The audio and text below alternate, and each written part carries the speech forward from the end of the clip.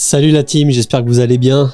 Aujourd'hui, je vais faire une vidéo qui est un peu spécifique puisque, tout simplement, je vais vous présenter cette chaise de bureau sur laquelle je suis assis parce que j'estime que quand on fait un petit peu de business, on a forcément besoin d'être sur un ordinateur. Et moi, je sais pas toi, mais je sais que j'aime bien avoir un environnement vraiment dans lequel je me sens bien, dans lequel je suis efficace quand je fais quelque chose. Et ça fait des années que je mets en place tout ça. C'est vrai que si tu arrives sur cette vidéo pour la première fois, déjà bienvenue, je m'appelle Jérémy. Je présente un petit peu ce que je fais de manière générale qui concerne l'investissement immobilier, l'investissement boursier, l'investissement et le mindset d'entrepreneuriat de manière générale. C'est pour ça qu'aujourd'hui, je pense que cette vidéo a quand même un petit peu ma place sur la chaîne puisque tout simplement, je vais vous présenter cette chaise de bureau, qui n'est pas une chaise anodine puisque c'est une Herman Miller. Le modèle exact, c'est la Herman Miller Mira 2.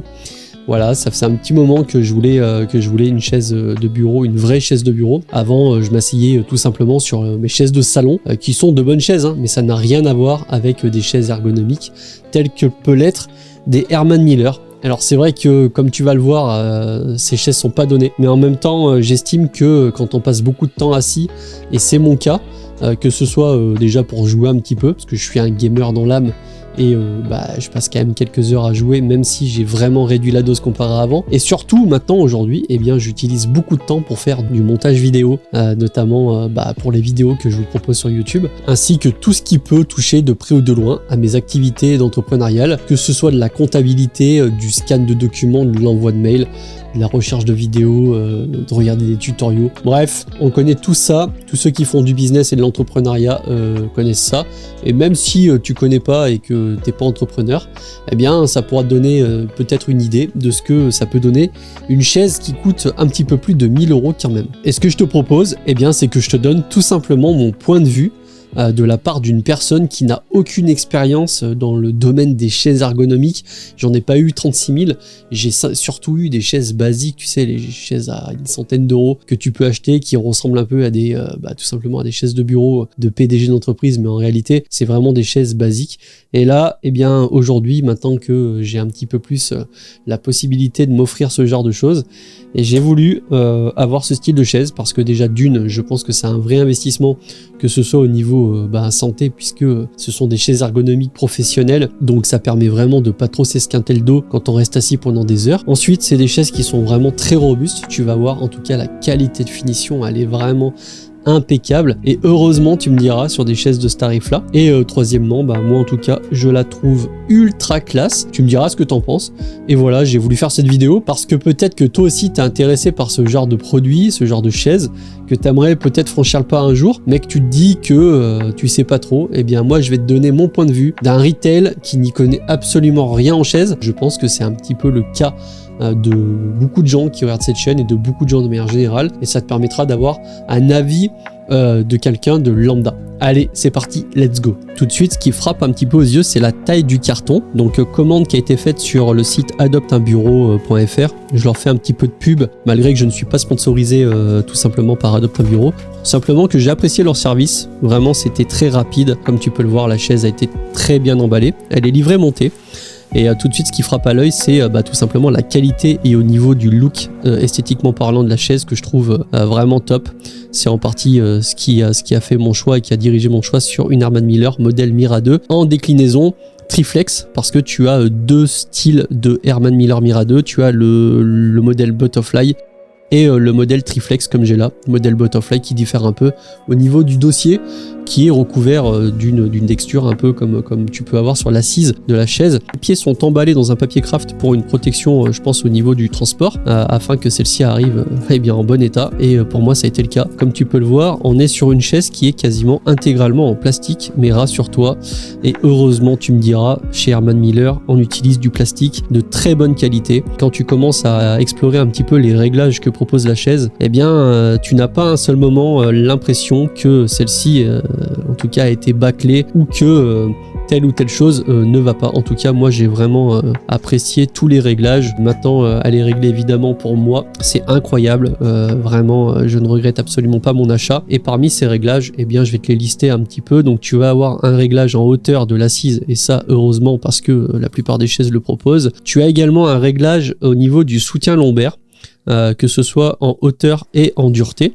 Donc libre à toi, comme tous les autres réglages, de faire comme bon te semble et surtout comment tu te sens le mieux. Tu vas également avoir un réglage de la hauteur des accoudoirs, parce que tu peux les monter assez haut et c'est bien pratique si tu as envie tout simplement que ta chaise puisse passer eh bien sous le bureau quand tu veux la ranger lorsque tu as fini de bosser. Réglage d'accoudoir qui se fait simplement avec une molette, une espèce de manette que tu clipses et que tu déclipses de chaque côté. Tu as aussi un réglage, comme on va le voir par la suite, qui est intéressant. C'est le réglage de la possibilité d'avoir un balancier ou non sur ta chaise avec une mallette où tu as 3 positions.